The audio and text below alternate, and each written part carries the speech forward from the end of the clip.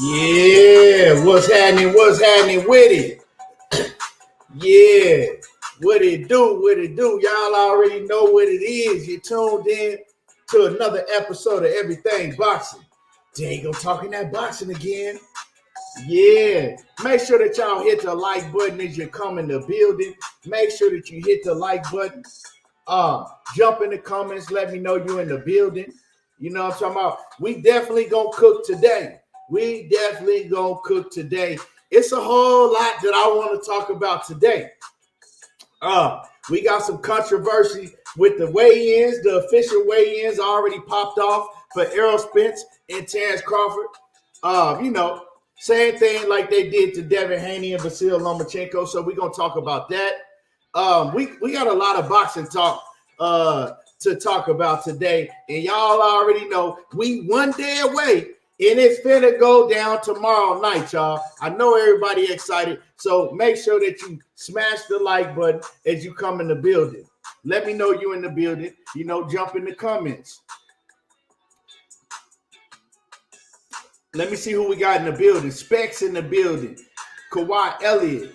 Omar 2100. John Kramer in the building. AB 713. Texas in the building. JC in the building. Brooklyn in the building. Bama Jeff 79. Zach in the building. Mike Ryan. Courtney Thompson in the building. Catman 785 in the building. Ashton Gaither in the building. Seattle Boxing Talk in the building. The beautiful Sweet Tea is in the building. Jermaine Bean, what's happening with it? What it do? Mr. Blue in the building. Philly Bull 91.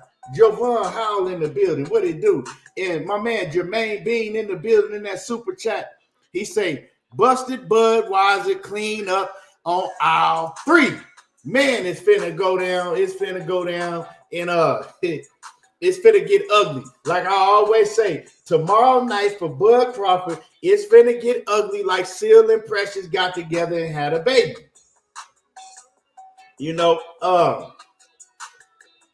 Tyrone Neal, what's happening with it? He said he tired of hearing about the fight. Let's get it on. I mean, if it was up to people like you, I feel what you're saying, dog. I just want to see him fight. But I mean, if you didn't hear about the fight, wouldn't nobody be buying the fight, you dig? So it come with the territory. Skinny too little. You got to be patient, Patience is a virtue that a lot of people don't have. And if you don't have it, it will hurt you.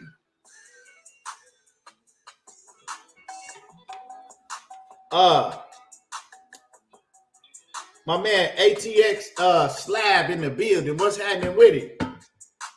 Cleotis, for real, you from the country. Talking about, what I'm saying, with a name, Cleotis Smith. Everybody know a country nigga named Cleotis.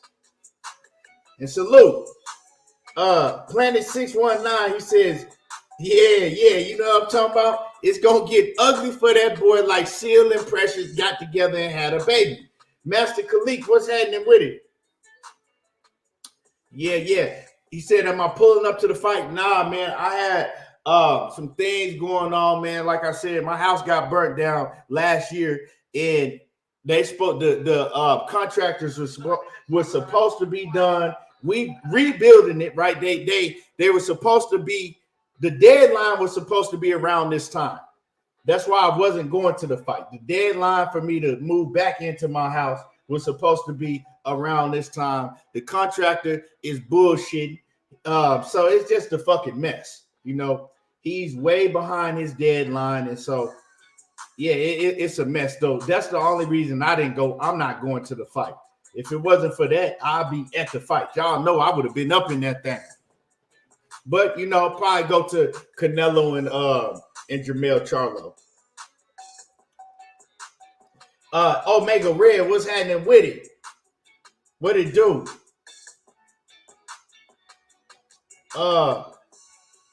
You said he got EJ catching Bud in the 7th. We gonna see, man. We gonna see.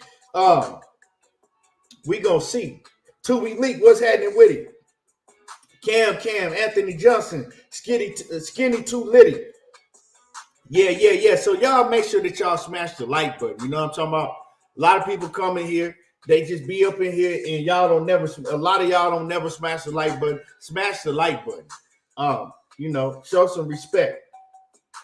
But as far as what's going on, man, let's get into this boxing talk. We definitely gonna talk about everything that went down yesterday at the press conference. But before I get into that, I want to talk about the first thing I'm gonna talk about, because I'm gonna get into everything that went on behind the scenes after the press conference, everything that went on in the press conference. But before we get into that, I remember it was supposed to be a deadline. Devin Haney, you know what I'm talking about? Everybody know that Devin Haney had a deadline with the WBC, Mauricio Suleiman, to let them know if he was going to stay at 135 and defend his title against Shakur Stevenson, or if he was going to move up to 140. Now, everybody with common sense pretty much know what Devin Haney was going to do. He's not going to fight Shakur Stevenson. He's going to move up to 140. We pretty much know that's what it's going to be. You know what I'm saying? He's going to move up, and he's supposed to be moving up to fight Regis Prograis. Now, if he's going to fight Regis Prograis, we don't know. We still haven't heard an official announcement, and I believe the deadline was either today or yesterday. So what's going on with Devin Haney? I haven't heard anything, any official news break. We heard this past weekend on the Top Rank telecast or was it last week? Was it this past weekend? I don't know, man. But we heard that he was going to move up to 140, that he was going to make an announcement. But he still ain't made that official announcement yet. Eric Taylor, what's happening with him? So, you know, I'm talking about Devin Haney still ain't made that official announcement. My man said the deadline came and went, July 27th, and crickets. Yeah, what's going on? Like, what's really going on with this, you know what I'm saying, situation with Dev, man? Now, because ain't no announcement. You know what I'm talking about? Like, see, this is the thing with the WBC and the sanctioning bodies.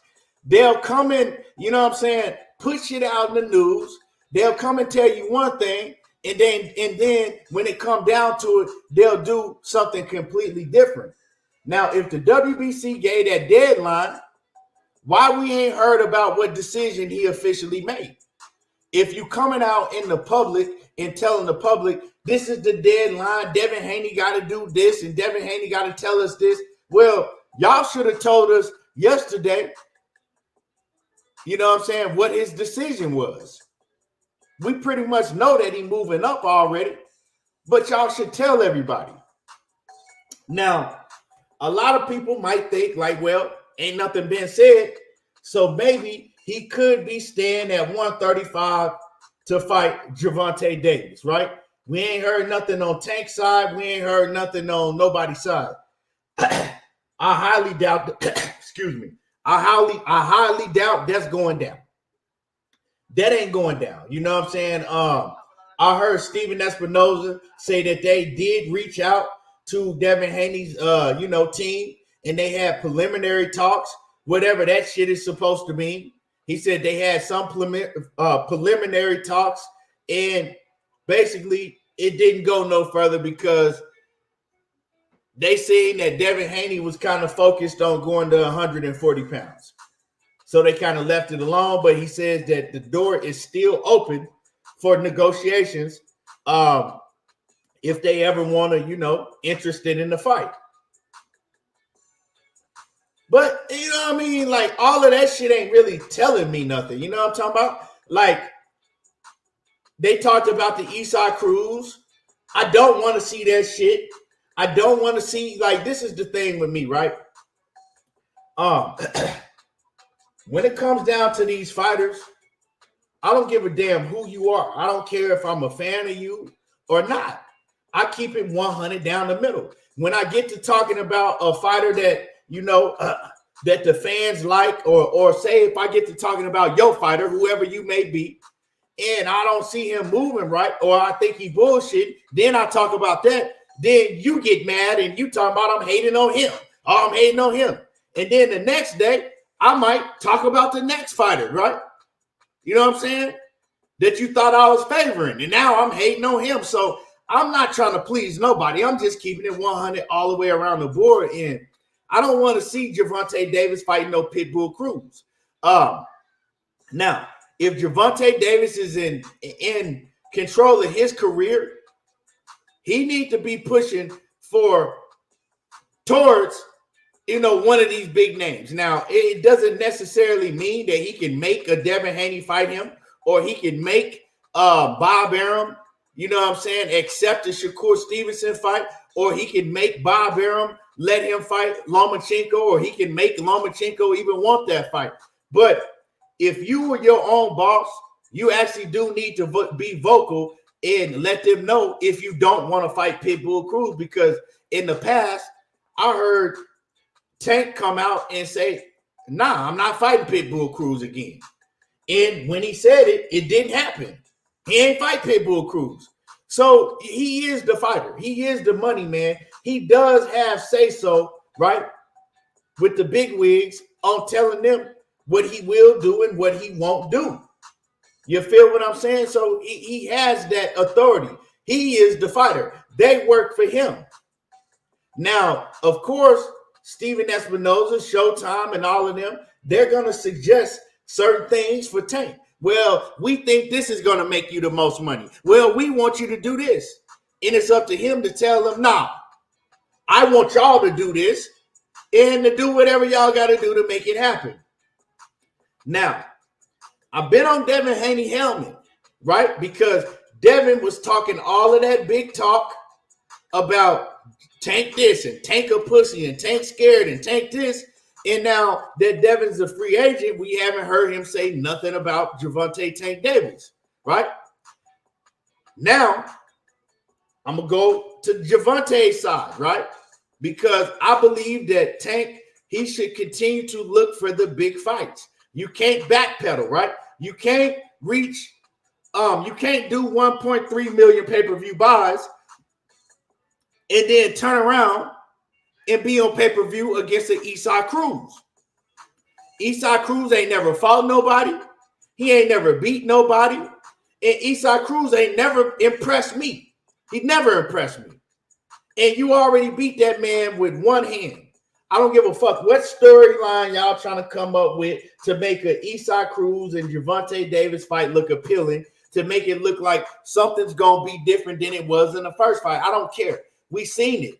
We already seen that Isai Cruz is not on his level. I don't want to see that again.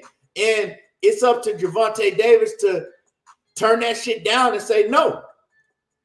Y'all got to go after a Devin Haney, a Teofimo, Shakur Stevenson, you know what I'm saying? Even a Frank Martin, you know what I'm saying? Whatever it may be, y'all got to go after those fighters. Now, also, heavy is the head that wears the crown. I also think that Tank, right? I'm kind of, you know what I'm saying, going two ways with this, because one way, I don't think that Tank should have to be chasing down Devin Haney, right? And running after Devin Haney for a fight, because he is the money man. I think that Devin Haney should be trying to do whatever he can to get a fight with Gervonta Davis. But if Devin ain't doing that, I feel that, Tank being on the level that he's on, right, already doing the big numbers, you can't not go backwards, right? You can't go backwards. A lot of people, well, Devin and Tank ain't going to do what the numbers that Ryan Garcia and Tank did anyway. Regardless if it's going to do those numbers or not, you should still be trying to continue to move up the ladder, right? You should still, whether it's in making money or whether it's big name fights. And Devin Haney and Gervonta Davis is a big name fight. So I do feel that Tank, he got to make an effort to tell his people to go holler at that nigga. Tell him, you know what I'm saying? If he don't want to fight at 135 pounds, we could get the smoke at a catch weight. Damn, I just fought Ryan Garcia at a catchweight. Tell Devin we can get to smoke at a catchweight. And what you do by that, you call his bluff because now you put his back against the wall, right? You put his back against the wall. You show the fans and you show everybody that you are trying to fight the best, right? You're not just sitting back and just letting shit come to you, or you just sitting back and, you know, saying, okay, well, I'm going to let my team handle it and my team going to do whatever they want to do. And I'm going to let my team, you know, pick whoever they want to pick. Because if you do that, then you can't say that you run your career. You know what I'm saying? It can't be both ways, that I do whatever my team say and then I'm making the, you know, rules and I run my career. So one thing that we looked at for Gervonta Davis is when he, you know, supposedly got away from Leonard Ellaby in Showtime, right? We was like, okay, well, he's his own boss now. He's going to be able to make his own moves. And so we got to hold him to that too. We can't just be on Devin Haney head or Shakur Stevenson head, or, you know what I'm saying? They all, right, for me, it's all equal to me. You know what I'm saying? It's all equal. So we got to hold all of these fighters to a certain standard. For you dig what I'm saying? Just like when everybody was saying, oh, I'm hating on Devin. But nobody said nothing when I came out and I said, okay, Shakur Stevenson, he went the route of the WBC. And if Devin Haney don't pull out, if the WBC come back and say he got to take less than 20%, well, that's what Shakur got to do, because that's the route that he took. But see, a lot of boxing fans, they only want hear what they want to hear. If you say something that they don't like about their favorite fighter, then they fucking crying, swinging in the air and shit. Nah, it go both ways for all these fighters. You know what I'm saying? It's just like it's just like at a job, right? It shouldn't be different rules because of whatever level you on.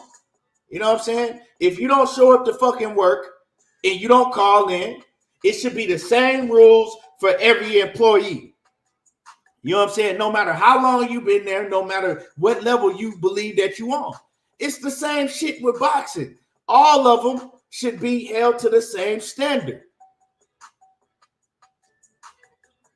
You know what I'm talking about? All of them. So, yeah, you know, Eastside Cruz, man, they trying to push that fight, right? And I heard Sean Porter say something, man. And matter of fact, I'm going to make a video about it. But my man Matt Bergenson says Frank Martin versus Keyshawn Davis is the fight I genuinely like to see. Haney is probably going to take this safe bet and fight Prograis because it's safest move for his career at 140. That's a negative, Matt Bergenson.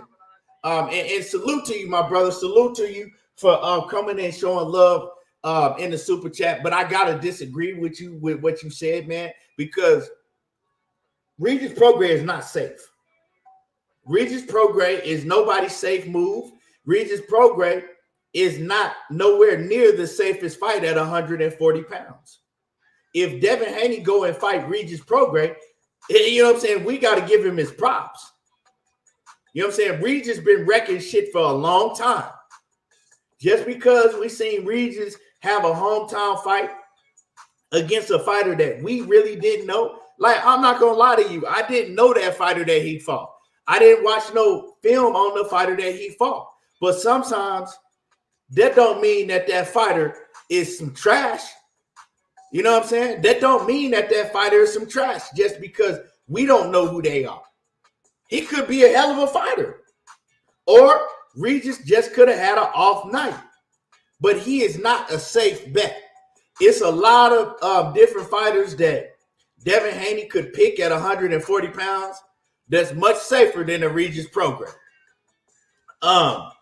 Matter of fact, the opponent that Regis Prograis is going to probably fight if Devin Haney don't fight him is going to be Sandor Martin. I think that Sandor Martin is a much safer fight than a Regis Prograis fight for Devin Haney. You dig what I'm saying? Because certain styles make certain fights. if Devin Haney were to fight somebody like a Sandor Martin, Devin Haney don't have to worry about his power. And then it comes down to who has the best skills. You know what I'm saying?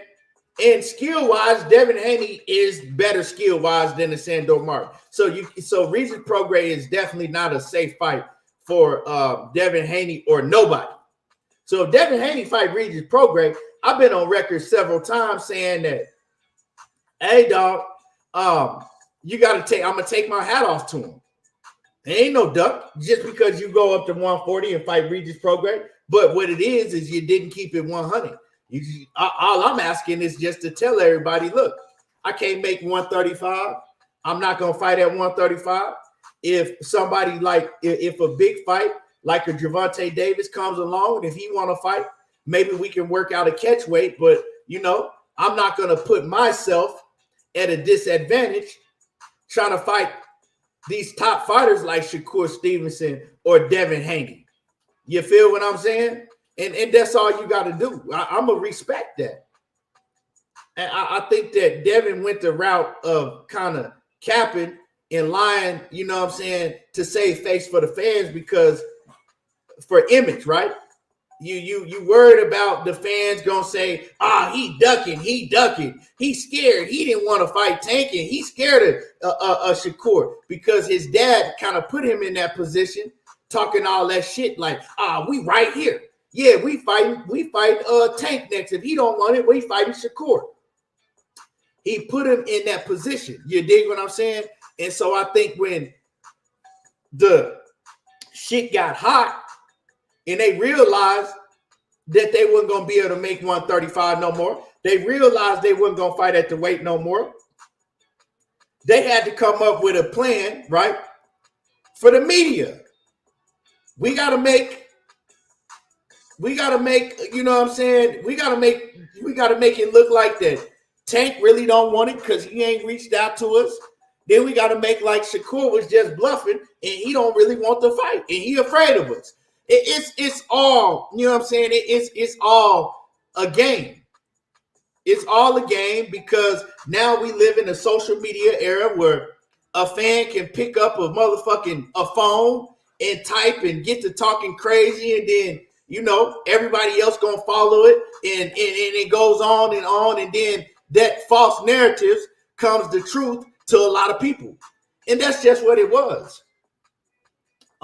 Let me get to some of y'all comments, and let me get to some of y'all the super chat. My man Matt Bergenson off in the super chat again. He says Frank Martin versus Keyshawn Davis is the fight. I read that. I read that one. My bad. Matt Jurgensen, he also says, I get you, man. Yeah, man. I think that a lot of people just got they got Regis Prograis, fucked up. And I'm not saying that Regis Prograis is gonna beat Devin Haney. That fight is a tough fight that could go either way. For the simple fact is that whoever bring their A game on that night, you know what I'm saying? Whoever bring their A game, whoever is in the best conditioning, and we know that Regis Prograis, he can hurt you. You know what I'm saying? If Devin got to be in great shape, and he got to be prepared to fight off the back foot a lot, and he got to be prepared to use his legs and his angles and his jab and be able to frustrate Regis Prograis. So I mean, that's a fight that could go either way. It's a more of a 50-50 fight. My man Ultraman in the building. He says, what's up, Key? Happy Friday, bro. Man, I appreciate you coming through, showing me some love, man. My man, boxing matchups with Dwayne Freeman in the building. What's happening with it? What's happening with it, D Free?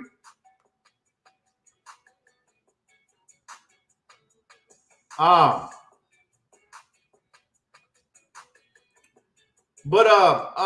and like I said, we got a lot to talk about. So with that being said, I don't know. You know what I'm saying? We still waiting on an official announcement to see what's going on with Devin Haney in this situation. But Devin Haney move up. KG, what's happening with it? I see you. Devin Haney move up, right? let's say Devin Haney moves up to 140 like I expect him to do, like I've been expecting him to do. And now you got Shakur, right? Shakur is, you know what I'm saying, we know he's going to fight for the WBC strap at 135. He might fight for the the WBA strap. I always get the WBA and the WBO mixed up, right? So he might end up fighting for two of the belts because he petitioned in two different sanctioning bodies. We know that he's the number one contender in the WBC. Now, Shakur is calling for him and Lomachenko to fight. Shakur wants the fight with Lomachenko because he wants to show everybody that's talking this loud shit, talking about Shakur ain't shit and Shakur, we don't really know what Shakur is. Shakur really ain't showed nothing because he ain't fought nobody. All of that nonsense, you know what I'm saying? Just like I said earlier, right? You got people that have come out with a narrative. Then you got other people that have piggyback on that narrative. And then before you know it, that narrative will be true to the masses.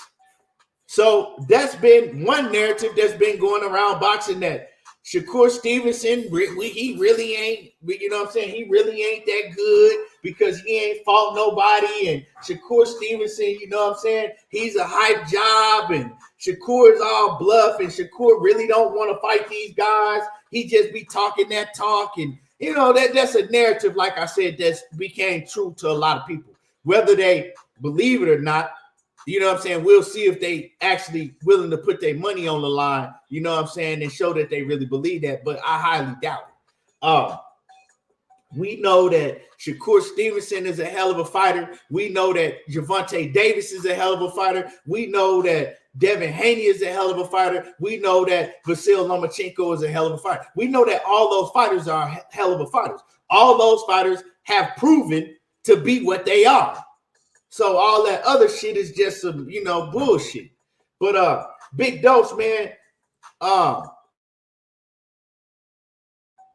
in the super chat, he said, you heard about the weigh-in not being public? Yeah, I'm definitely gonna touch on that. We're gonna talk about that when I get to the whole Errol Spence and Terence Crawford, you know. And then my man Odie Ibarra, man, in that Cash App, always coming through, man, showing love, man, supporting the channel, and I appreciate you. So with all that being said, one thing I want to get from y'all is Shakur Stevenson says if he does fight Vasyl Lomachenko, right? If he do get a fight with, because I don't think this fight is going to happen because Lomachenko obviously shows no signs of wanting to fight Shakur. He turned Shakur down on Twitter. Let him know, no, thank you. I'm good. That's just what it was. You know what I'm saying? He said no. I don't think Bob Arum ain't gonna force Lomachenko to do nothing that he don't want to do. He's not gonna try to talk Lomachenko into fighting Shakur. But let's say if that fight were to happen, to me, it's kind of more of a fantasy matchup right now, right? But Shakur is saying that he's gonna wash Lomachenko. He's gonna dominate him and show that Lomachenko is not nowhere on his level right now at this point in time, right? A lot of people thought that Devin Haney was going to separate himself from the competition, right, when he fought Lomachenko, but he didn't. You know what I'm saying? It was neck and neck. He didn't separate himself from the competition. Can Shakur Stevenson do that? Do y'all think that Shakur Stevenson can beat Lomachenko convincingly to separate himself from the competition? For people to say, to walk away from that fight and to say, you know what? He ain't on Shakur level. My man Matt Bergenson says 100%. And I agree with you, man. Although we still got to see it, we could be wrong. I could be wrong, but I agree with you. I think that right now, in Shakur Stevenson, as the way that he's evolved and as good as he is, I think that if he got in the ring with Vasyl Lomachenko, I think that he would be able to separate himself from the competition. For one, he has the best defense in boxing, right? Another reason why is because Shakur Stevenson is probably, if not one, he's top 3 in all of boxing in gauging range of distance, right? He knows just where to be at to make you miss, and he knows just where to be at so he can land his shot, right? That's very hard to do. Also, I think that Shakur is the best fighter fighting at mid-range, right? I would say between him and Inoue. Those are the 2 best fighters that I've seen in boxing fighting at that mid-range. His accuracy is, you know what I'm saying, top 3 in all the boxing, I feel. I just think that the things that Lomachenko will do, like the lateral movement that Lomachenko would do, I think that it won't frustrate Shakur, and he won't be able to catch Shakur with those different shots that he usually catch people with. Because once you can move with Vasyl Lomachenko, and once you know what he's doing, right, and you can match athleticism with him and all of that, you pretty much can nullify, what he does. And then Shakur Stevenson, man, he's just mean. You know what I'm saying? He mean. To me, Shakur is an all-around A++ fighter. The only thing that Shakur Stevenson, to me, need to work on, because I've always said he got respectable power. You just not going to see nobody just walk through his shit. You know what I'm saying? But he's not one of them just going to stop you in your tracks and knock you out. You know what I'm saying? But I think that Shakur needs to work on finishing his opponent. We see him get every opponent hurt.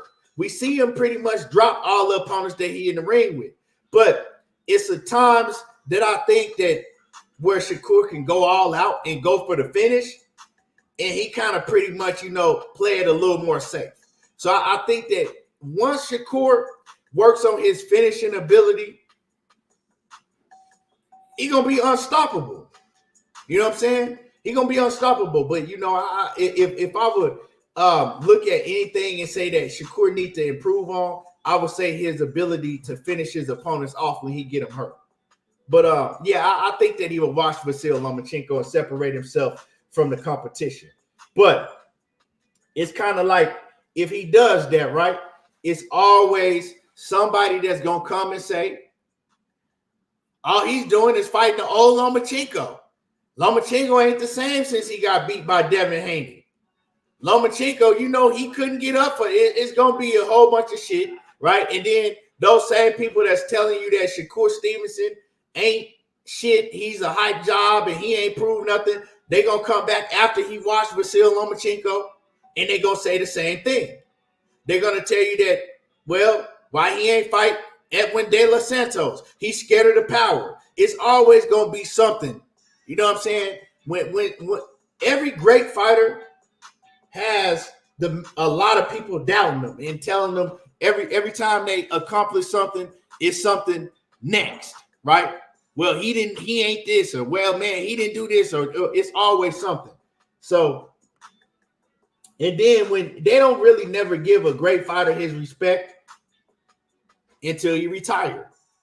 Now when when he retired and they miss you, then you'll get your respect. So I see that in boxing, with everybody. With Roy Jones, it was the same way. Roy Jones ain't fighting nobody. And Roy Jones scared to fight this guy overseas, and Roy Jones this, and then he didn't get his respect until he's retired. It was the same thing with Andre Ward. Oh man, Andre Ward, he ain't this and he ain't that, and he don't know how to. And then when he retired, they gave him his respect.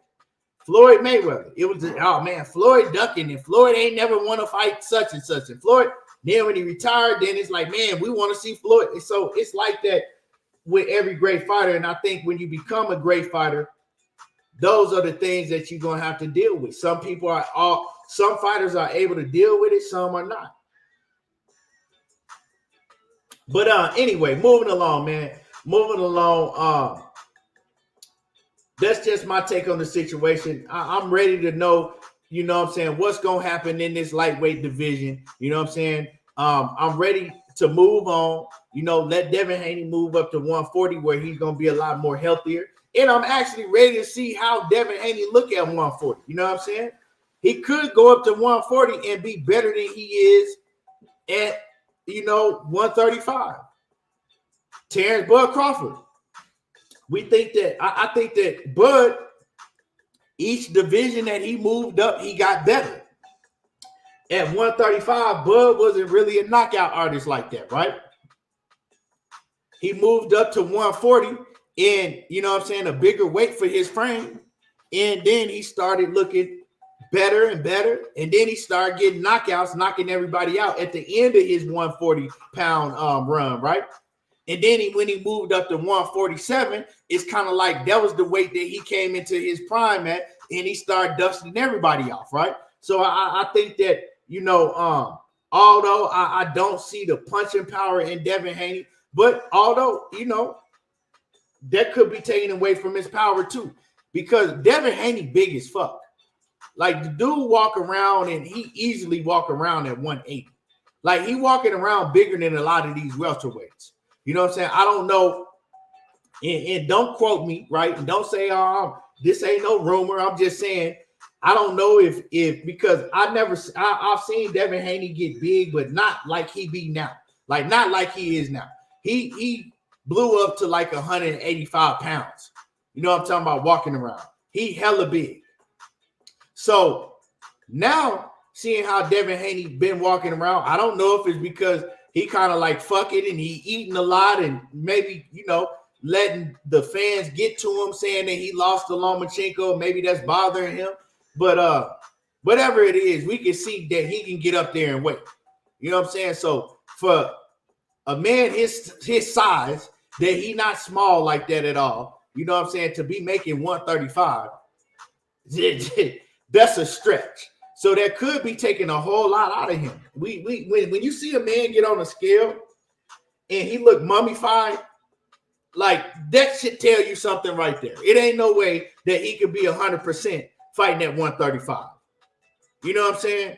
When a man get on the scale and he get off that bitch and he look mummified, where you can literally see, you know what I'm saying, skin and bones, you can see every bone in his face. Something ain't right. You know what I'm saying? Something ain't right. And it's not healthy just because you get 24 hours to rehydrate. You still gonna feel effects of that. That's what I told people about Ryan Garcia. People making excuses for Ryan Garcia. Y'all see how big Ryan Garcia is. So for Ryan Garcia to have to suck himself down to 137, I mean, he did it. He signed a contract. I said before, he should have never agreed to that shit. You know what I'm saying? Because he had got too big. At some point in your life, you get too big. These are young men that's still growing, and their muscle density is still growing. So he should have never agreed to that shit, but he did, and it is what it is. He got paid great for it, and you know, it is what it is. But when I was telling people back then, man, Ryan sucking down to 100 and what was it, 136 or something, sucking down 136 pounds for a fucking grown young man that's like 5'10" and the size that he is. That shit is not normal. It's not easy. And then you got to watch your weight and, you know, all of that afterwards. And you only can gain 10 pounds. Like it's not healthy. So you definitely not going to get in the ring all the way healthy. You know what I'm saying? And that's the same for Devin Haney. But we going to see, man. We going to see what happens. Make sure that y'all hit my like button. Smash the like button for me. It's free. Don't cost you nothing. So we can get into this talk that we all want to talk about. You know what I'm saying? The press conference from yesterday. That motherfucking janky ass coin flip. The official weigh-in that already happened. So hit the like button. Get the likes up, right? And let's talk this real talk. Let's talk this talk. Kenny says Bomac weighs about 240. Bro, you about 250 off. If you think Bomac weighed 240 pounds, you know what I'm saying? You tripping. If you think Bomac only weighed 240, bro, you way off. For real. I know your girlfriend gotta love you if you think Bomac weighed 240. Baby, how much I weigh? Hey, baby, you weigh about, you look like you about 130 and she 230 pounds. Hey, if you think Bomac weighed 240, you way off, bro. and I know your girlfriend love you to death. Hey, add another 250 on that 240, and that's how much Bomac weigh. You know what I'm saying? Bomac definitely in the high 400s. You better believe that. But man, y'all smash the like button and let's get to this talk. Let's get to this talk. So, where I want to start at? Where do I want to start at? Do I want to start at the unofficial? Okay, well, fuck it. Let's, because everybody need to know, right?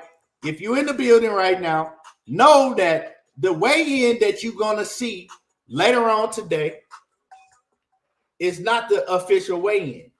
It's the unofficial weigh-in. Just like they do in the UFC, they just started this shit in big boxing fights, and I don't like it. I don't like it, right? When you see Errol Spence and Terence Crawford weigh in later on, they're going to be already, putting fluids in their body. They're going to be already in 8 meals. They're going to be rehydrating already because they already weighed in this morning, right? They already weighed in this morning. And I don't like it, right? Because traditionally in boxing, Cassandra, what's going on with the queen? I see you. Traditionally in boxing, right? Boxing fans want to see what the fighters look like when they weigh in. You know what I'm saying? Like, real talk. A lot of people banking on that to see who they going to put their money on in 50-50 type fights. They want to see what both fighters look like weighing in. They want to see what your body look like, what your abs looking like, what your face looking like, all of that, right? We want to see them weigh in. We want to see if a fighter got to strip down butt naked to fucking get on the scales. You know what I'm saying? Pause. We don't want to, you know what I'm saying? Y'all know what I mean by that. We want to see if they struggling. They got to, you know what I'm saying, strip down to make weight. We want to see if the fighter misses weight right in front of our face and what their reaction is going to be like. We want to see what their team looking like. You know what I'm saying? We want to see all of that. That brings more excitement to everything. I don't want to see no fucking weigh-in where you pretending like that they weighing in and these fucking fighters, they getting on the scales fully, I ain't gonna say fully hydrated, but they getting on the scales and they done ate a couple meals already. They got all their fluids back in their system. You know what I'm saying? They energetic and shit. I don't want to see that shit. Give us the real weigh-in. You know what I'm saying? Like, I don't know why they started with this UFC method. I want to see a motherfucker looking like Devin Haney if that's what it is. I want to see the real. And like I said, don't play with people money. You know what I'm talking about? A lot of people wait on the weigh-ins to see who they gonna put their money on. This just real talk. You know what I'm talking about? This real. I don't want to see these motherfuckers coming in and shit beefed up already. The motherfucker that ate a steak and motherfucker that ate a whole pizza. Motherfucker that drank a whole gallon of water and in a goddamn case of goddamn Pedialyte and shit. You know what I'm saying? I don't want to see that. Motherfucker, you know what I'm saying? Early this morning, they had abs busting out their goddamn sides and shit. Now they might get on the scale and goddamn 4 of their abs is gone. I don't want to see all that, man. So today, right, with that being said, they already had the official weigh-in this morning. And they're saying that Terence Bud Crawford missed weight. The first initial weigh-in, Terence Bud Crawford, he weighed in overweight. I think he weighed in at like 148 point something, right? He weighed in overweight, whatever it may have been. He weighed in overweight. So he had to come back and he had to weigh in again. Kind of like what happened to Devin Haney. Remember, Devin Haney missed the initial weigh-in and then he had to come back and he had to weigh in, right? They give you 2 hours, right? So if you miss the initial weigh-in, they'll give you 2 hours to weigh in. So, okay. So the Bumpy Thompson and Doc said that he weighed in at 148.2. So that's almost a pound and a half over. You know what I'm saying? A little under a pound and a half he weighed in, right? In the initial weigh-in. They gave him time. He came back and he cut that nappy ass fro off his head, looking like Lamar and shit from from BMF. You know what I'm just fucking with y'all. Nah, they gave him time, and he came back, and however he got the weight off, he came back and he weighed in at 146.8, right? 146.8, he came back and weighed in. Now, with that being said, at the press conference yesterday, and y'all make sure y'all smash the like button, smash on the like button, y'all, and support the channel. If y'all can support the channel, support the channel. So with that being said, right, yesterday, a lot of people was talking about that Bud looked weight drained. We had people talking about that Errol Spence looked weight drained, right? But I think more so I was hearing that Bud looked weight drained. You know what I'm talking about? Everybody, a lot of people were saying that. You know what I'm talking about that? And so initially, like I said, I wasn't paying attention to all the weight drain talk because fans are going to say shit. You know what I'm saying? If you like Bud, you know what I'm saying? You're going to say shit against Errol Spence. If you like Spence, you're going to say shit against Bud. So I really don't really pay attention to all of that weight draining shit. But yesterday, right, when even when they was up on the podium talking, I wasn't really paying attention and looking if Bud was weight drained. But yesterday, after I went back and I started watching some of the videos after the initial weight press conference, right, I started looking at both fighters, right, in their face. And when I saw Bud, I said, Bud, you can see his motherfucking face is sunk in. I said, man, you can see, like, I can see it. Like, it was, I wasn't used to seeing Bud look like that, right? His face was sunk in. He got high cheekbones already, but it was different. You know what I'm saying? His cheekbones looked swole up. You can see it kind of like the bones on his face. It was very, very sunk in. And I said, he do look weight drained. Now I see what people talking about. Let me read this super chat real quick, my man, and then I'm going to get back to it. My man, Daquan Houston, what's happening with it? He says, I don't know if you talked about this already, but I think it's BS that TC tries to pipe Spence team down when he should have been piped Bernie down. Yeah, I'm going to talk about all that. No homo. Yeah. I'm going to talk about all that. I'm definitely going to get into all that. But so I haven't cooked on that part yet. But I appreciate you, man, for coming through, showing love. But so getting back into it, right? I'm looking and I'm like, man, dude look like he's drained, right? But to me, I wasn't shocked because I continued to tell people for the longest time why some of these BPC members of Blood Protection Committee, while they was walking around, oh man, Terence Bud Crawford, he never has problems making weight. Terence only walks around at 156. He makes weight easy. And I continue to tell these motherfuckers, where y'all getting that from? Y'all just talking.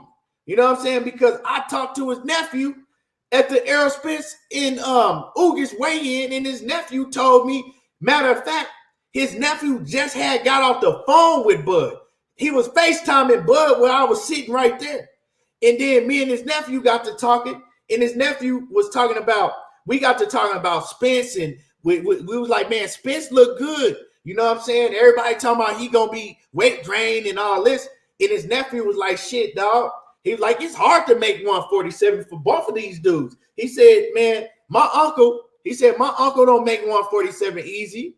He said, man, my uncle, it's getting harder and harder for him to make the weight. He said, my uncle ready to move up to 54. He said, my uncle have a hard time making weight.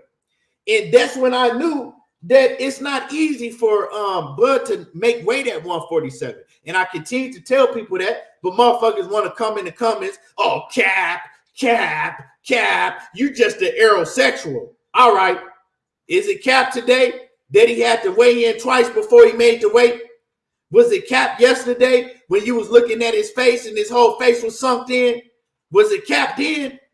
So it is what it is, man. It ain't easy for a grown man their size to make 147 pounds.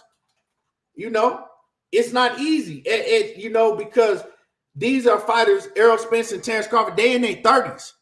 They're not in their 20s and shit like Jerron Boots Ennis. Jerron Boots, he says it's easy for him to make the weight because he's still hella young. When you're young like that, your metabolism is much faster, so you can put on weight and drop it a lot easier. You know what I'm saying? Just is what it is. When you get in the age range of these guys, it gets tougher and tougher to make the weight. That's why you see motherfuckers like Roberto Duran, go from fighting from 130 all the way up to like 168 and shit when they get older. It just is what it is, Terrence Bailey, what's happening with it? But so with that being said, Errol Spence, he's a weight bully. Errol Spence ain't gonna make weight. Errol Spence is weight trained. Errol Spence ain't never missed weight. You ain't never seen Errol Spence have to, come back and weigh in for a second time. I'm just saying. I know a lot of y'all that been saying that shit is in here today. Make sure that y'all hit the like button. It's 291 people in the building. Make sure that you hit the like button. And I know that all of y'all in the building is somebody that's been saying that shit, but now it's quiet. Now ain't nobody owning up to that shit. So Errol Spence is the weight bully. Errol Spence is the one that, he shouldn't even be fighting at 47. But somehow he the one that ain't never missed weight. Somehow he the one that's never had to jump on the scale twice. And now, y'all almighty God, Terence Crawford, that can do everything from climb the top of Mount Everest butt naked, you know what I'm saying, and don't freeze to death, run down Mount Everest, you know what I'm saying, full speed, jump into the motherfucking Atlantic Ocean, swim across that motherfucker, right, underwater with no breathing tank, right, hop out after he get done swimming, jump in the ring, right, that same night, fight Errol Spence, knock him out within 6 rounds, and then go chill with his family all in a day's time. You know what I'm saying? Y'all almighty God, Terence Crawford, that's, unhuman. He fucked around and had to miss weight the first time and then come back and barely made weight. That's interesting, ain't it? But now we quiet. Now we ain't got nothing to say. God damn, man. But anyway, with that being said, I don't think that, that makes any difference in the fight. You know what I'm saying? I don't think that makes any difference in the fight. But it's something. Some people will think that it is gonna make a difference. I don't think it's gonna make no difference. I think the fight's still gonna be what it is. I'm glad that Bud made weight, because when I initially heard that he didn't make weight, I was disappointed, because I was like, man, that's fucked up, because you know what I'm saying? Now the belt's only gonna be on the line for Errol Spence, and it kind of take some of the excitement away from the fight. You know what I'm saying? Knowing that only one fighter is fighting for undisputed. You know what I'm talking about? I want it to be all the marbles on the line for both fighters. So now we got that. So I'm glad that he did make weight. Now let's go to the press conference, right? Let's go to the press conference. First, right?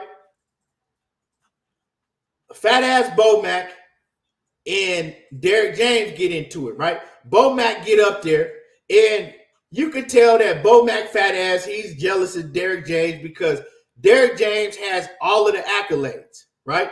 Bo Mac has the same characteristic. He has the same attitude as Bud Crawford. He's hella arrogant, right? He's always talking about what he is and what he's done. And I even heard Bo Mac, right, in an interview saying that it's going to feel good to him to take away Derek James' accomplishments, right? Because they was talking about how Derek James is the fighter of the year. And they was like, well, you going up against, another coach in Derek James who has all the accomplishments, right? Who is the coach of the, not the fighter of the year, my bad, who is the trainer of the year. And they was asking Bomac, and Bomac was like, yeah, those are good accomplishments. He was like, but I didn't did everything else he did, man. I got undisputed. I didn't make other world champions. First of all, Bomac, you a lie. The only world champion that you made from the ground up is Terence Crawford. You ain't made no other world champions. You've had other world champions come to your training camp, and they've all lost. You know what I'm saying? And you didn't train Shakur Stevenson. You're not his trainer. Keyshawn Davis ain't a world champion yet. So you lied. You have not created other world champions. He tried to put himself on the same level as Derrick James. But while doing that, he told a fucking lie, a flat out lie.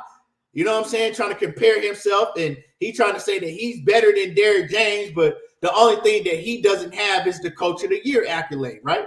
And he says that it's gonna feel good to him to take away that accolade from Derrick James when he, you know what I'm saying, out coaches him in the fight.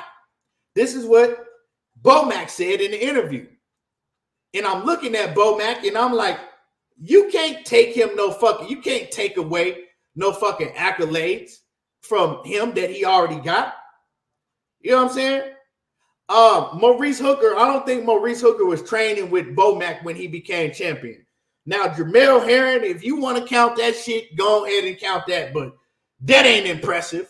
And you know what I'm saying? No shade to Jamel Herring. I think that Jamel Herring, he did very well for the skills, the limited skills that he had. So, you know, I don't think that he ever beat nobody on the top level, but salute to Jamel Herring, man. I like Jamel Herring. Good dude. But yeah, okay.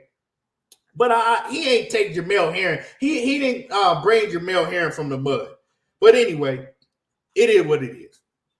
You know what I'm saying? His accolades ain't on the same as a Derrick James. They just not. But he says that once he outcoaches Derrick James and you know what I'm saying, get the victory, he says that it's going to feel good to him that he could take away that accolade from Derrick James of being Coach of the Year. Well, newsflash, you can't take shit away from Derrick James.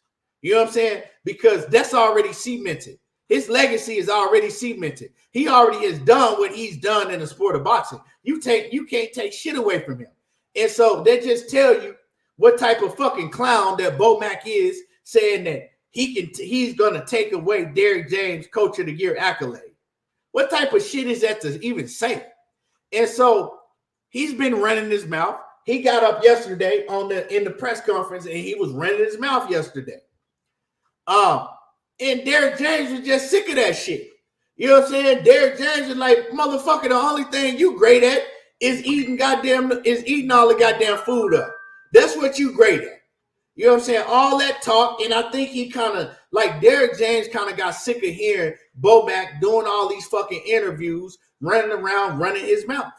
You know, Derrick James is not a guy that really talk too much. And Bomac, he liked to run his mouth. And so, you know, it looked like it was finna get active. But let's just keep it 100. If it ever got active between Derrick James and Bomac, fat ass, we already know how that would go. We already know how that would go. It would go just like Bomac's professional career went, a fucking L. You know what I'm saying? L's on top of L's on top of L's. You know what I'm talking about? It'll go just like his professional career did. Him getting his ass beat for the fucking umpteenth time. That's exactly how that would go if he ever tried to step to Derrick James. See, Derrick James don't only talk that shit. Derrick James is a trainer that do just like I did. He actually trains with his fighters. Fighters is going to respect you more when you get out there with them and you actually doing what they doing. You training with them. Derrick James is in shape. Derrick James makes sure that he trains. Motherfucking Bomac, he got to get a lazy boy and get it and put it in the ring to do mitts. Bomac sitting the goddamn lazy boy doing mitts. How the fuck is you gonna tell me that I need to be in shape if your ass is 400 pounds overweight? You know what I'm talking about? How you gonna tell me I need to do this and I need to do that if you 400 pounds overweight? You know what I'm saying? If every time we need to go more than 3 rounds on the mitt, we need to fucking call a timeout so you can put your goddamn lazy boy in the fucking ring. Every time we do mitts, I gotta stand still in one spot because you can't fucking move laterally. That's real talk. Every time we do mitts, I gotta stand still in one spot like a fucking robot because you can't move laterally. But you training me. And then they ask, well, why does Bud Crawford got 3 other trainers? The fuck you mean why he got 3 other trainers? Shit. What Bo Mac gonna do? Besides fucking yell and talk shit in front of a camera. The fuck you gonna train somebody and you fucking sitting a lazy boy for 20 hours a day? You know what I'm saying? Come on, man. You ain't training nobody. Freddie Roach got Alzheimer's disease. Ben had Alzheimer's disease for a long, long time. And Freddie Roach do way more than Bo Mac. How does a 70-something-year-old man with Alzheimer's do way more than Bo Mac and he only in his 50s? I'm just saying. So Bo Mac needs to shut the fuck up. He don't need to be trying to talk shit to nobody and nobody's coach. Bo Mac needs to focus on taking a goddamn sabbatical and fucking going to lose weight. That's what Bo Mac needs to do. Oh, my bad. It's Parkinson's disease. Parkinson's. I don't know why I said Alzheimer's. Yeah, it's Parkinson's disease that Freddie Roach had. But that's what Bo Mac need to do. He needs to take a fucking sabbatical. You know what I'm saying? If y'all remember back in the WCW days, back with Jim Ross. Oh my God, he's coming back from a 6-month sabbatical. You know what I'm saying? I didn't know what that shit meant, but sabbatical mean, you know what I'm saying? Basically, he needs to take his ass a leave of absence. Oh my God, it's Bo Mac. Bo Mac coming back from an 8-month sabbatical. He's coming down the ring. He's 110 pounds less. The last time we seen Bo Mac, he was 555 pounds. Oh my God! Bo Mac has lost 400 pounds. Yeah, that's all we need to be saying when we talk about Bo Mac. For real, Bo Mac did lost 400 pounds. He came back from a 1.5-year sabbatical. That's Bo Mac. But anyway, right? They got into it. They was getting heated. You know what I'm talking about? The whole motherfucking press conference was getting turned up. And the whole time, I'm hearing Bud's team, they yelling at Errol Spence, calling him all type of shit. And Errol Spence just smiling at him. Like, yeah, all right.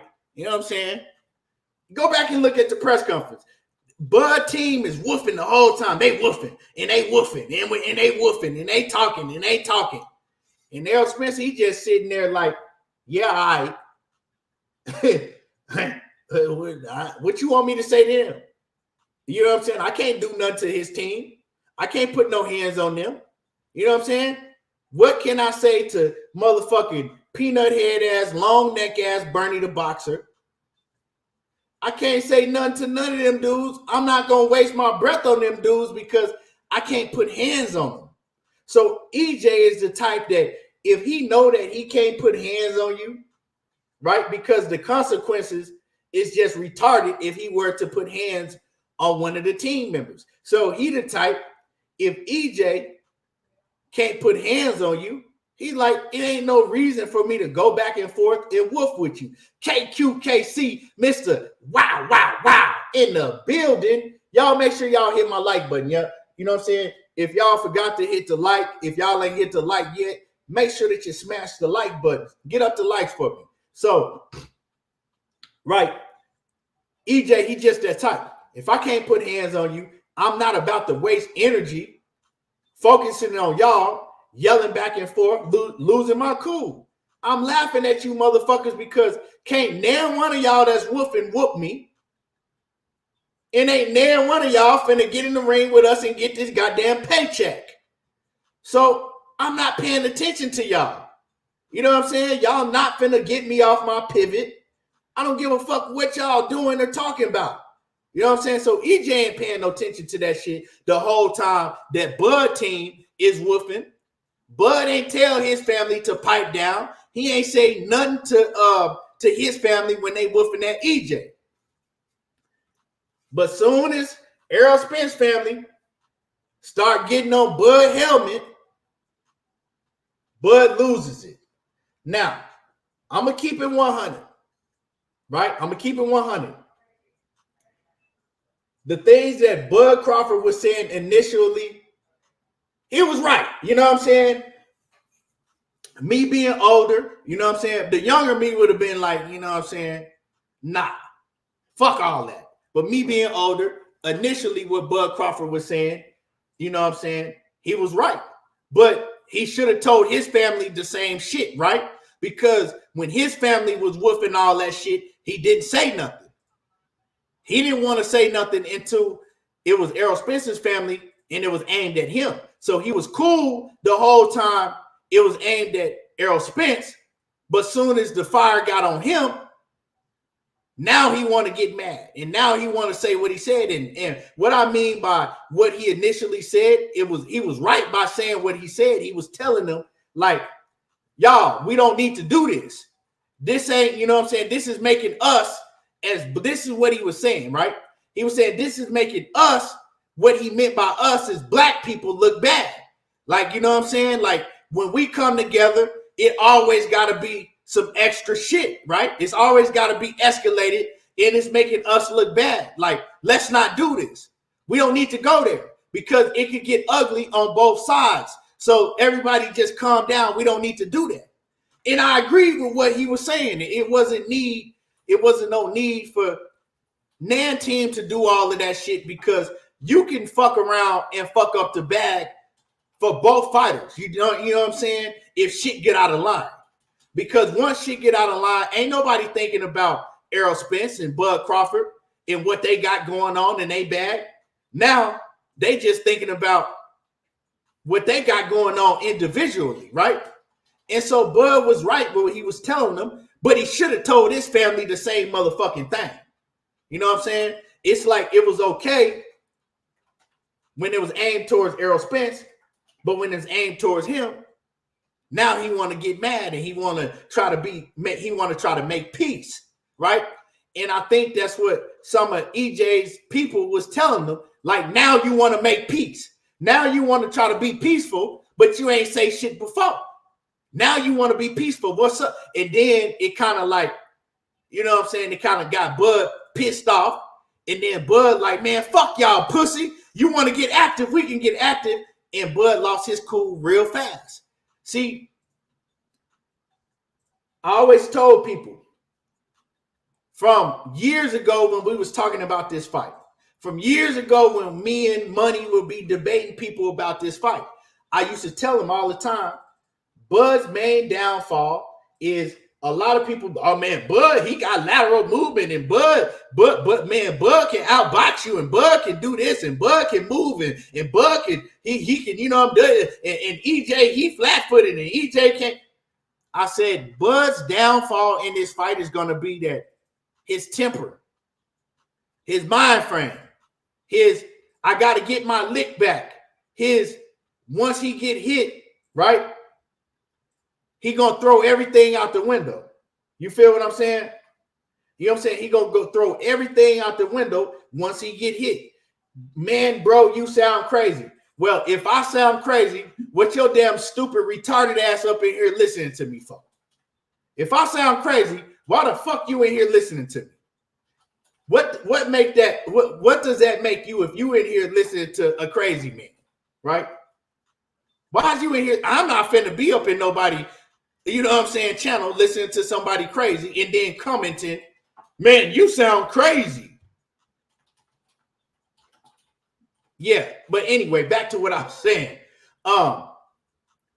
That's Bud's downfall. I've said that from the beginning. You know what I'm saying? Once he get hit, once he feel EJ power, once EJ piss him off with something, it's going to turn into a firefight because he's going to throw the game plan out the window. And now he's going to go and basically try to fight fire with fire. And you can't do that with EJ, especially if you got a chin like Bud. You know what I'm saying? Especially if you got a chin like Bud.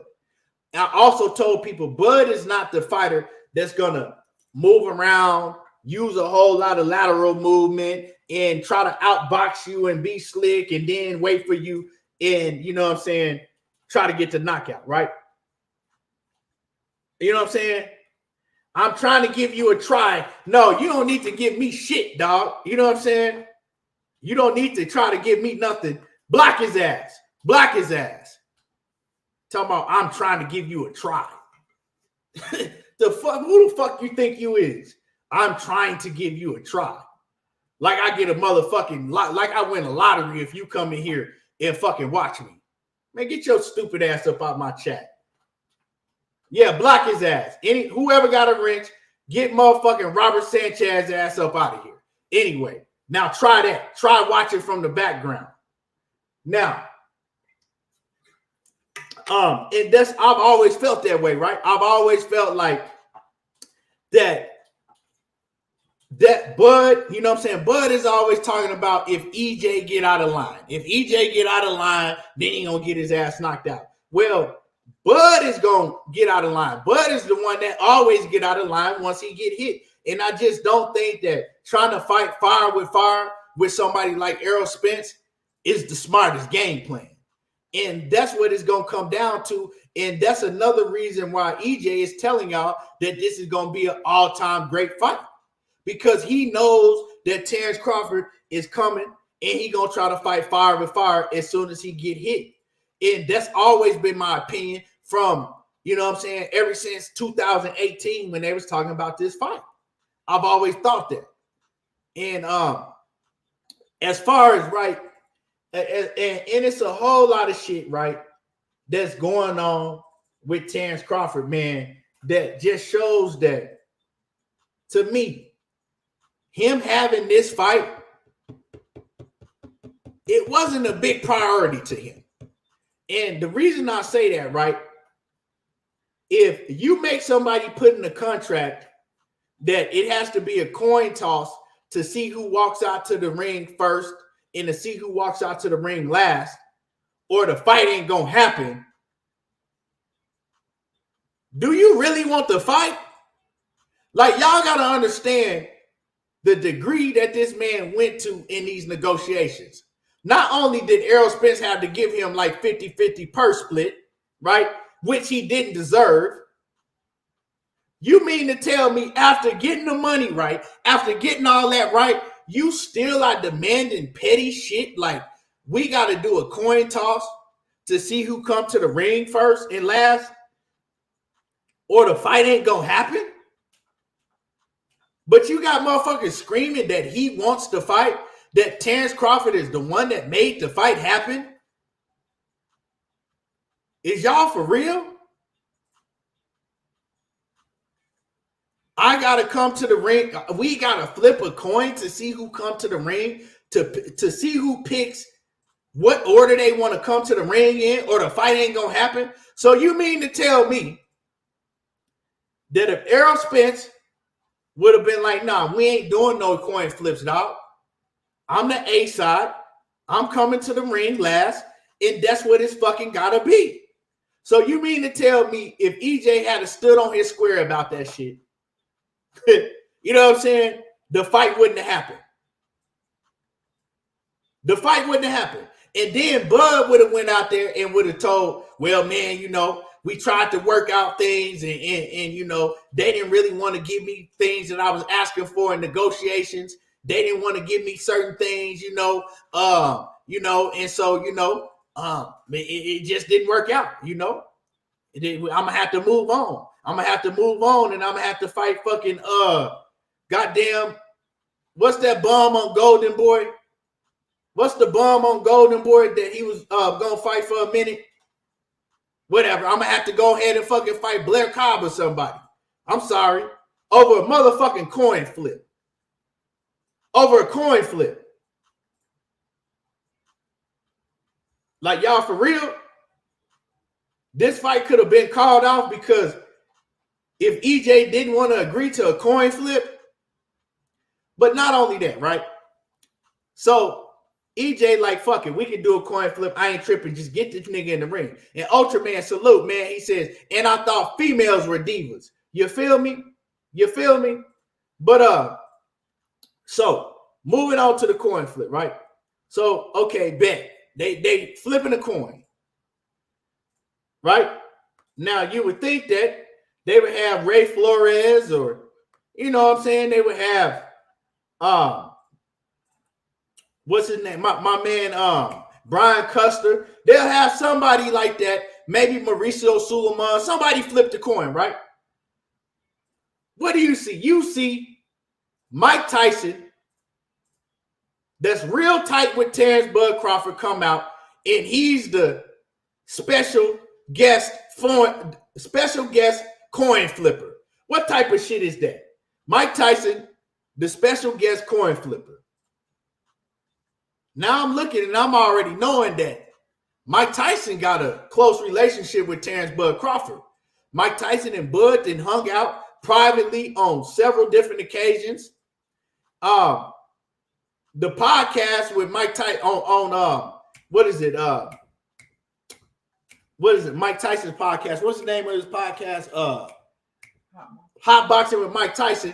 That came out today with Terence Bud Crawford, and you can see clearly on there, Mike Tyson was riding Terence Bud Crawford nuts as soon as it started. Oh man, I picked you, man. You know I picked you, Bud, and everybody, you know, I was getting shit for that. And then when every time DJ Who Kid would ask Bud some shit, Mike Tyson was getting hella defensive. Like, man, why would you ask him that?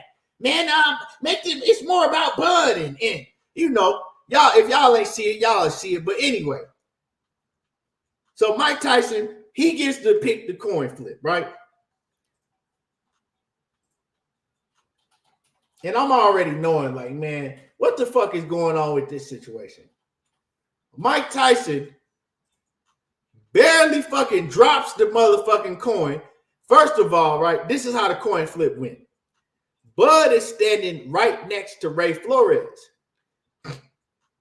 Ray Flores, he like, this is heads, this is tails. Errol Spence, this is heads, this is tails. Terence Crawford, this is heads, this is tails. Now I know how heads and tails game work because I used to play that shit for a whole lot of money. I don't know why we used to do that shit, but we used to do that shit. We used to roll dice, and we used to do heads and tails for money, right? I didn't have nights to where I didn't want a whole lot of money playing heads or tails. But it's a trick to heads or tails.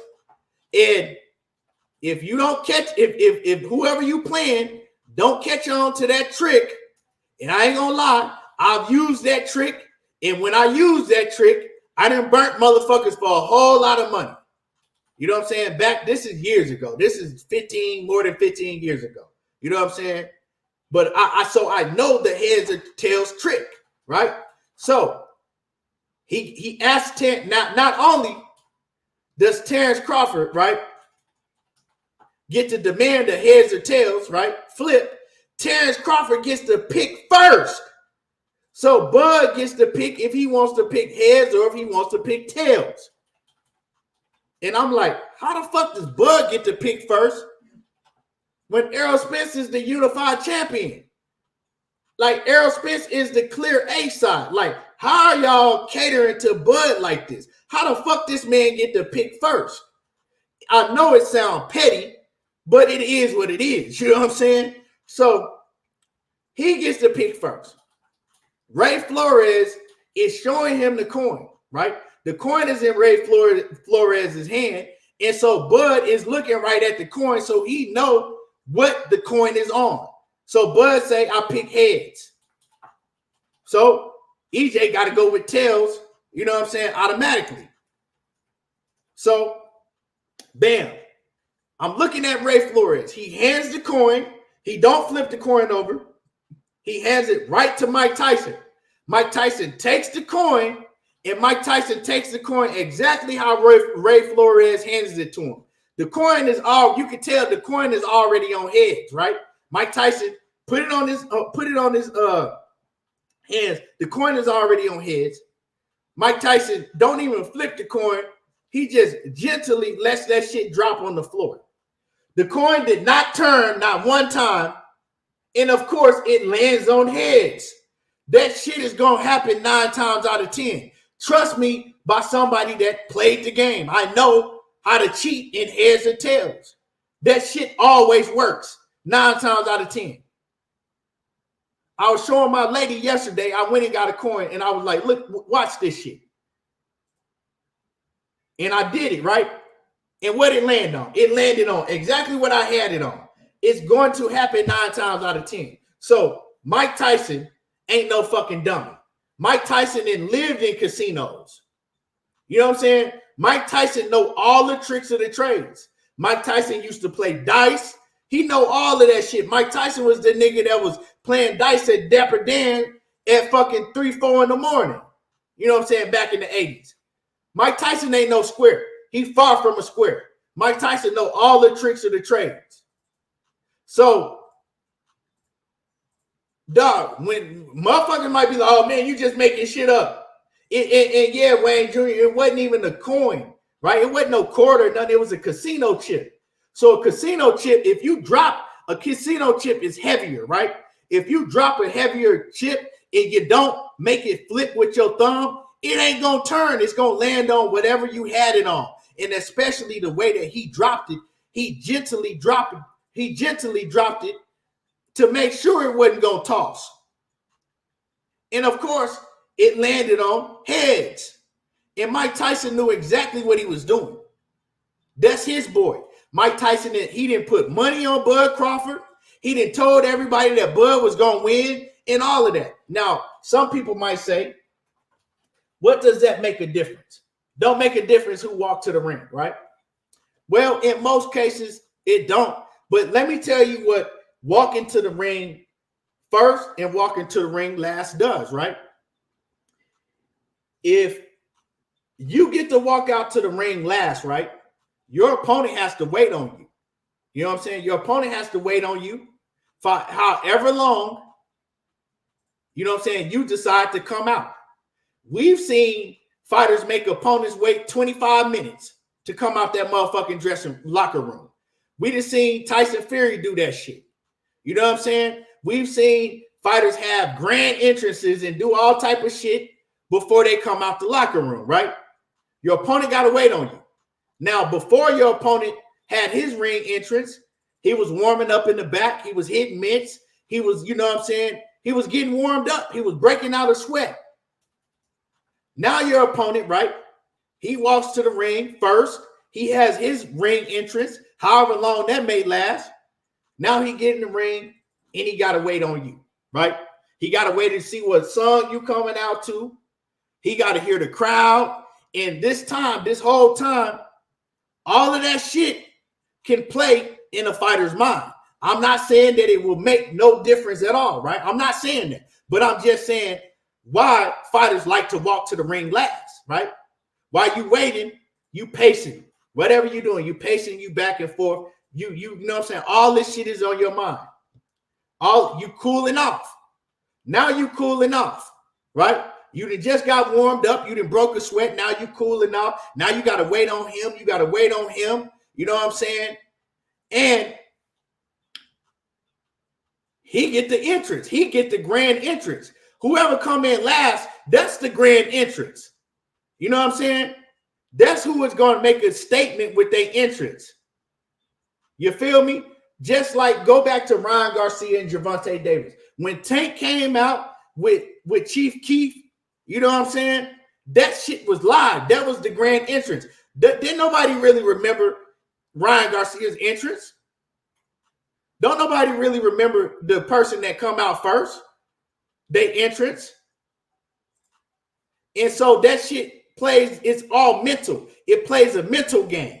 That's why Terence Bud Crawford made it a big deal that if they couldn't agree on him coming out last, that they was going to have to flip a coin. Now, I want to know who the fuck made it okay for Terence Crawford to be the one to pick what side he wanted. And who the fuck made it okay for Mike Tyson, Terence Crawford's homeboy, somebody that he has a relationship with, to be the motherfucking coin flipper. So it's like, man, it's a whole bunch of bullshit that was going on. And when I saw that, right, I said, Errol Spence gonna fuck this dude up. Right? Errol Spence, he keeping a cool, calm, level demeanor, right? His head is cool and calm, but he gonna fuck up Bud. Cause I'm gonna let you, okay, bet. Cause the whole time I bet EJ was looking at that motherfucking coin toss. He's looking at Mike Tyson, and he calm about the shit. He like, I bet. You know what I'm saying? I bet. I got you. I. You know what I'm saying? I bet. I ain't gonna lie. The way that shit went down, I was kind of hot because you can't, you know what I'm saying? You can't be no A side and get treated like a B side when it comes to all those situations. You know what I'm saying? I think they let Terence Crawford get away with way too much. They let him get away with way too much. And is it at some point, you got to stop that shit at some point. You know what I'm saying? You got to stop all the bullshit at some point and draw the line and tell this motherfucker, look, we not doing no motherfucking coin toss. You either going to take the motherfucking fight. We already conceded and gave you a 50-50 purse split. You know what I'm saying? We already gave you everything you want. You get the fuck on with your coin toss. And see, that's what EJ was talking about, that Bud kept coming with more and more and more. And Al Heyman and Steven Espinoza and them, they was like, nah, fuck that. Fuck all that. We're not going to fight him. We just going to go ahead and we got other fights that we can make for you, EJ. We don't want to get this dude all of that. We don't want to let him run over us like that. You know what I'm saying? At some point, EJ, we need to draw the line. But Errol Spence, he wanted this fight so fucking bad, he told him, nah, make the fight happen. Give him everything that he's asking for. And they looking at Errol like, bro, you tripping right now. We don't like it's at some point it becomes the principle of the situation, right? It becomes principle. At some point it becomes principle. You just can't do that. You know what I'm talking about? Like Floyd wasn't fucking gonna let Miguel Cotto come and fucking make all the rules when they fought just because Cotto had one belt. You feel me? At some point, if Cotto was doing all that shit, Floyd was gonna be like, man, fuck it. We the A side, we gonna go ahead and move to the next. But EJ is like, nah, this is what I want. I want to beat his ass, and when I beat his ass, right, ain't none of that shit gonna matter. The fucking coin flip, the purse split, yeah, I'm gonna get less money, but when I beat his ass, anybody else I'm gonna fight, oh, I'm gonna get way more money. And so I gotta take my hat off to EJ because he's looking at it from the big picture, right? All of the little petty shit that Terence Crawford is trying to, get a mental advantage doing, right? All the little petty shit that Terence Crawford is getting that he don't deserve. Errol Spence ain't tripping on none of that shit because he know when I get in the ring and I beat his motherfucking ass, ain't none of that shit gonna matter. Matter of fact, when I get in the ring and I beat his motherfucking ass, all that shit is gonna backfire on him. You know what I'm saying? All that shit is gonna backfire on him. And that's what we're gonna see happen Saturday night. All of that shit that Bud's been doing, downplaying Errol Spence's abilities, trying to act like that he's just the fucking greatest, fighter that ever walked the planet Earth. All his arrogance, all that shit that he been doing, he finna get put in the dirt. And when he get put in the dirt, ain't none of that shit gonna matter. And you know what else is gonna happen? When Bud Crawford lose this fight on Saturday night, however it may come, all that shit is going to come back on him, and it's going to look real, real bad, and he's not going to be able to deal with that shit mentally because he's hyped himself up and everybody has put him on a pedestal, right? That's way above anything that anybody can imagine. And that downfall, that fall is going to be bad. Now, I'm not wishing and praying on his downfall. I'm just saying, when you put yourself and make yourself invincible and you try to down talk everybody else and make yourself so far above them, and you know what I'm saying? Like, it's very hard for him to give Errol Spence credit. I'm watching an interview that he did today, right? And they asked him a simple question, right? And they said, is this going to be your biggest, payday? And instead of him saying, yeah, definitely, this is the biggest payday for both of us, definitely, right? Because you've heard Errol Spence get asked that question, and Errol Spence like, hell yeah. You know what I'm saying? That's what it's about. It's the biggest payday for both of us, for sure. Without a shadow of a doubt. Terence Crawford, instead of answering it straightforward, he like, what do you mean, this fight? No, motherfucker, I'm talking about the fucking fight you fight next year. You know what I mean? That's what I said. Is this your biggest payday that you've had? What you talking about, this fight? And then he says, well, yeah, probably, possibly, yeah, probably, yeah, this fight probably the biggest payday. Ain't no probably. You know this shit is way more money than you've ever got in your whole entire career. Like, bro, and I'm looking at the dude, and I'm like, it's so fucking hard for him just to keep it a buck. Like, what's wrong with this dude? Why is it so hard for you just to keep it a buck, bro? Well, yeah, probably so. Ain't no probably so to it. That's it. That's all. Y'all both getting paid more money than you ever had. Now, I know that EJ is getting, I know that Errol Spence, after everything came in, he got almost 18 mil against Mikey Garcia, right? So that was his biggest payday, the Mikey Garcia fight. He ended up getting almost around little under 18 mil, right? And so Terence Crawford's biggest payday after everything came in was like, I think it was around like 7 mil, right? And that was the Shawn Porter fight. And we can verify that because when he sued Top Rank, his purse, right, all the money that he made from that Shawn Porter fight, it was in the lawsuit, right? He had to put how much money he made in that lawsuit. And it was like around 7 mil, right? So that was his biggest payday by far. His biggest payday prior to that was under 6 mil. You know what I'm saying? Because y'all remember, people was tripped out that Amir Khan got paid 7 mil and he got paid more than Terence Crawford did. And at that point in time, that was Terence Crawford's biggest payday, and Amir Khan made 7 mil and he made more than Bud made. So these are facts, right? Philip said, so Bud studied when he said he made 10 mil. Yeah, that was a lie. Everybody found out that was a lie. We knew that was a lie, that 10 mil from the very beginning.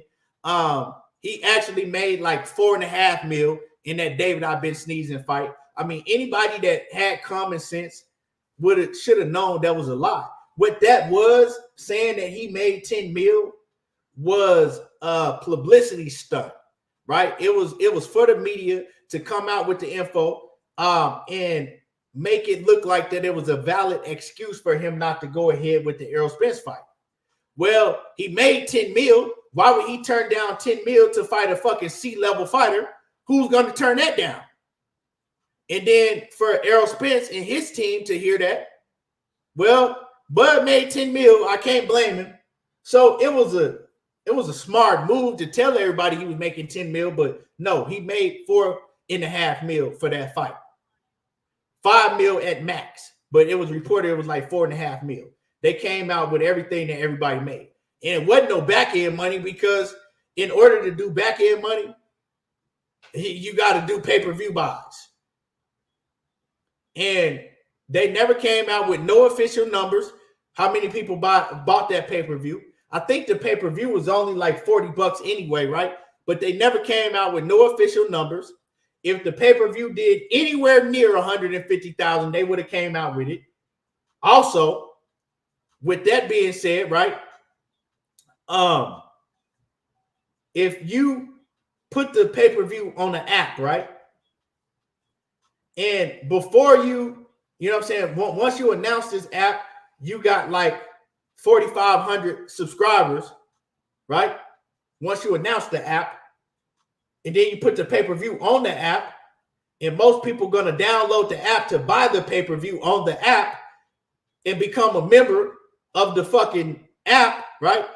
Once everything is said and done, you only got 5,000 people that's still official subscribers to that app. Something ain't right. Something ain't right. So if you sold anywhere near 100,000, well, it should be at least 80,000 new subscribers to that app. At least 50 at the fucking very lowest. You know what I'm saying? And you got to pay for the app to buy the pay-per-view. So this shit didn't fucking add up. But you still have some people that's running around and they still want to believe that he made $10 million. Well, okay, cool. We all know that y'all rode somewhere on the short bus. I don't know if you rode the front of the short bus, the middle of the short bus, or the back of that motherfucker. But we know if you still believing that he made $10 million versus David, I've been sneezing, you riding the short bus. But anyway, so Bud, man, he just, it's hard for him just to give the fight any type of credit. He's trying to, like, they asked him and EJ the same questions. And I'm watching this morning. They asked EJ, was he feeling the magnitude of this fight? Like, you know what I'm saying? Like, was he feeling it? Like, and EJ was like, man, hell yeah, I've been feeling the magnitude of this fight.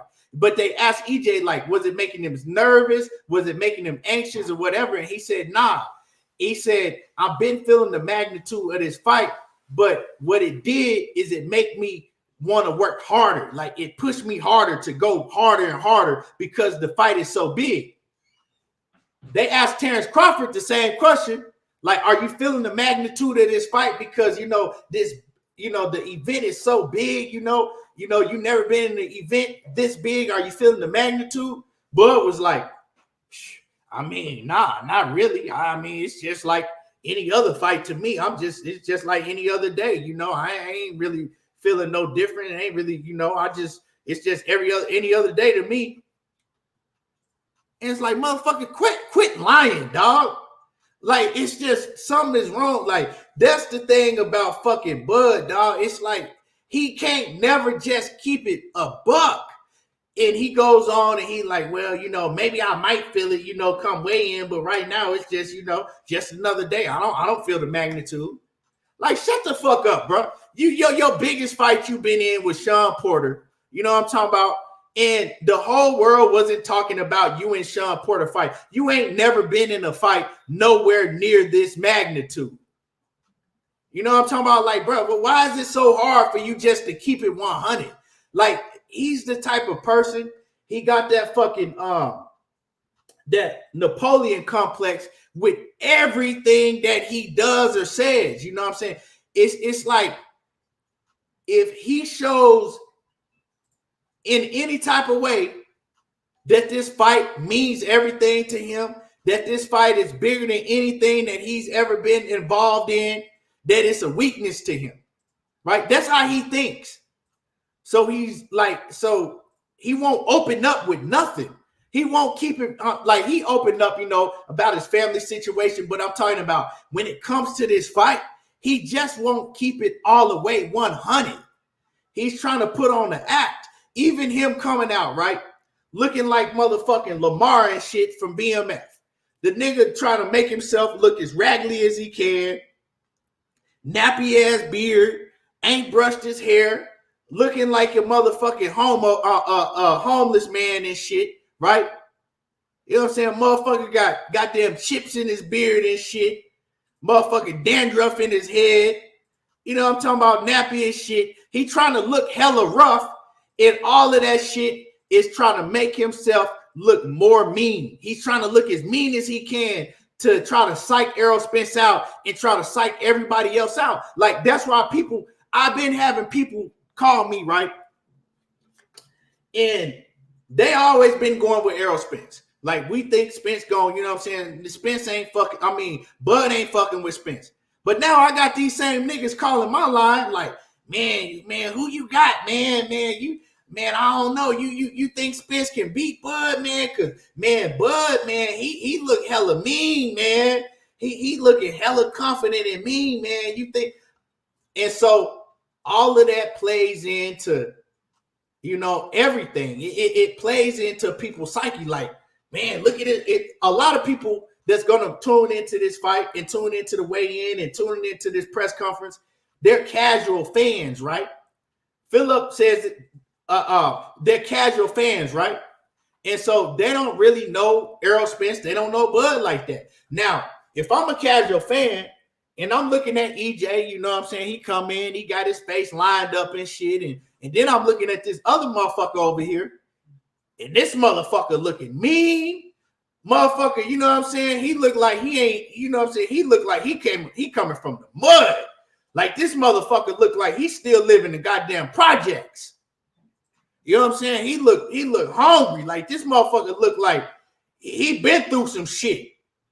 And I'm looking, and I'm not gonna lie. I'm probably gonna be like, nah, I'm gonna go with that motherfucker over there.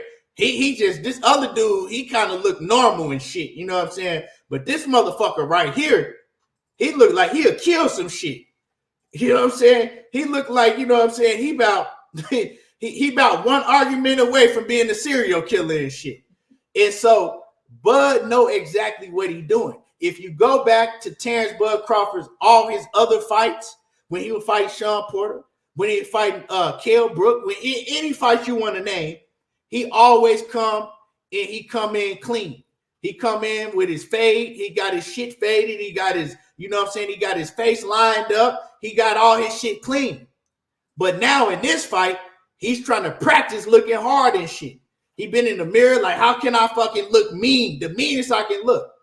And I see through that shit because it's an intimidation factor. You know what I'm saying? He's trying to intimidate his opponent. He's trying to intimidate everybody that's going to make their bets. It's an intimidation thing with Bud because he ain't never did that before in any of his other fights. You dig what I'm saying? He never did that before in any of his other fights. But also what it lets me know is that this fight is heavy on his mind more so than any fight that he's ever been in, ever before. He's worried. He's worried about this Errol Spence fight, whether it's a good thing or it's a bad thing. I'm not saying.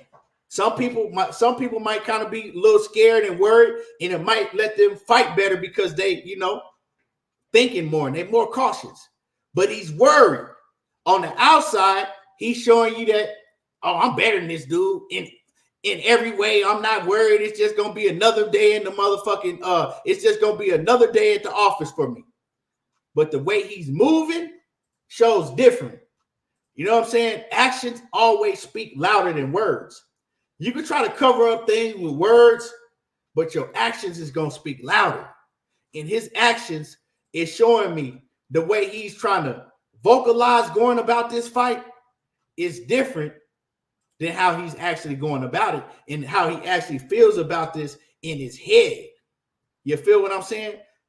Go pull up a fight where you seen this nigga Terence Crawford look like he do now. It's all intimidation, right?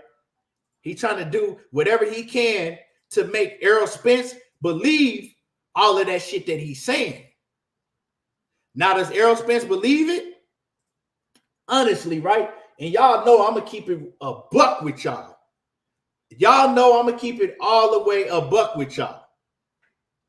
I think that Errol Spence thinks that Terence Crawford is better than what he is. I think that Errol Spence believes that Terence Crawford is everything that he's showing and everything he's saying that he is. By the way, by things that I hear from Errol Spence, I think that Errol Spence actually believes that shit. You know what I'm saying? I'm not finna sit here and lie to y'all. You know, I've been analyzing both of these fighters a lot. Now, do I think that it's going to make any difference in the ring? No, but I think that Errol Spence is going, I think it's a kind of a good thing for Errol Spence, because I think some of the mistakes that he made in the Ugas fight, he's going to be more cautious, and he's going to give Terence Crawford more respect, and he's not going to make those mistakes. I've seen him make mistakes in the Ugas fight that when I went back and watched it, later on, I said he can't make those same mistakes against Terence Bud Crawford, right? He can't afford to make those same mistakes. And with Errol Spence believing that Bud is everything that he say he is and more, I think that's going to have Errol Spence even more on his pivot. I think that's why Errol Spence is even training harder than he's trained before. He fucking running in the 115-degree weather in Vegas in the fucking hills in sweats and shit. That's why he's doing all of that. He's going the extra mile because he believe all that shit that Bud is saying. He believe everything that people saying about Bud. Me personally, I'm not the one that got to get in the ring, but I think that it's people overdoing it, right? When I watch Bud Crawford, I see a really good fighter. I see things that he do great, but all of that extra shit I don't see. I don't see what Errol Spence thinks. I don't see what a lot of these other fans see. I see a fighter that's human. I see a fighter that has a lot of flaws. I see a fighter that's very athletic, right? That gets away with shit because of his athleticism. I see a fighter that hasn't fought the top level of competition, so he's able to do things to that level of competition that he's not going to be able to do to guys like Errol Spence and Jerron Boots Ennis and the Jermell Charlo, right? And I see a man that don't have the best chin in boxing. That's what I see. But, with all of that being put together, I see a great fighter that has flaws. But I think that Errol Spence and some of these so-called experts and coaches and other fighters and fans, I think they put him on a level of, all-time great, just, and I don't see that. But you never should underestimate your opponent, right? And Bud Crawford, if you talk to him, if you speak to him, he comes off like that he ain't worried about Errol Spence, that he come off like, he could be underestimating him. You know what I'm talking about? He comes off like he could be underestimating him and shit. You know what I'm talking about? But I think deep down inside, if you really watch all of the shit that Bud is doing and all the little petty shit that he needs in order to make the fight, and him walking around nappy-headed and fucking, you know what I'm saying, nappy-ass beard and shit, he ain't underestimating Errol Spence. He wants y'all to think that. He wants y'all to believe that. But what I see, he more worried about EJ than EJ is worried about him. You know what I'm saying? He's more worried and nervous, a lot more than EJ is. And hey, with him having problems making weight, like we talked about earlier, I don't think that it's gonna play a huge factor in this fight. But like I said, man, it just shows you that Errol Spence, he is the all-time professional. No matter what y'all call him, he gonna make sure that he get on the scale and make weight each time, the first time. You know what I'm talking about? So with that being said, both fighters have already made weight. Terence Crawford, he had to come back and try it a second time, but he made weight. That's all that really mattered. Errol Spence made weight. We're going to watch the weigh-ins in about an hour from now, exactly an hour from now. Make sure that y'all hit my like button. You know what I'm saying? I hope y'all enjoyed the show. Make sure that y'all hit the like button. I appreciate everybody that came through, showed love. And y'all already know how I do, man. It's pretty much fight time. Fight time. We will be, you know what I'm saying? It's going down. I might do a live stream tomorrow with y'all. I might come fuck with y'all tomorrow for sure. Before the fight, But I appreciate everybody for coming in. KG. Hey, KG. Man, I don't know right now, KG. But I think he got some issues going on, man, some family issues. But Anyway, with that being said, man, I appreciate y'all. Make sure that y'all hit the like button, and y'all already know how I do. There you go, talking that boxing again, and I'm gone.